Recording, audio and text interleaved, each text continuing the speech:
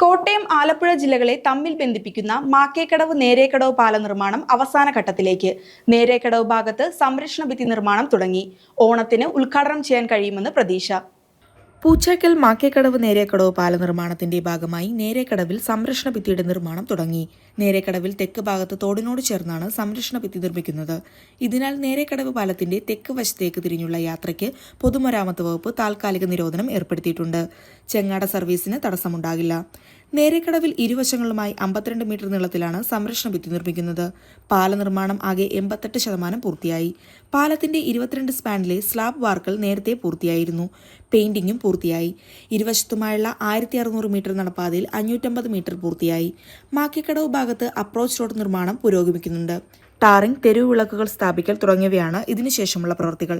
നിർമ്മാണ ആവശ്യങ്ങൾക്കുള്ള ഗ്യാസിന്റെ കുറവ്, അതിഥി തൊഴിലാളികളുടെ കുറവ്, ടാറിന്റെ ലഭ്യതക്കുറവ്, വില വർധനവ് എന്നിവ ബാധിക്കുന്നുണ്ട്.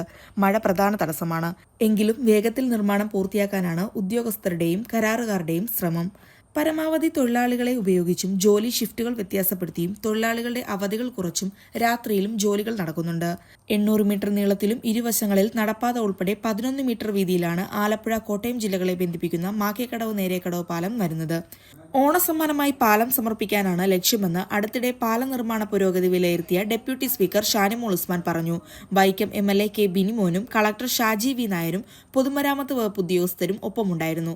നിശ്ചിത ഇടവേളകളിൽ അവലോകന യോഗം ചേർന്നും നിർമ്മാണം വേഗത്തിലാക്കാനുള്ള ഇടപെടലുകൾ അധികൃതർ ചെയ്യുന്നുണ്ട്.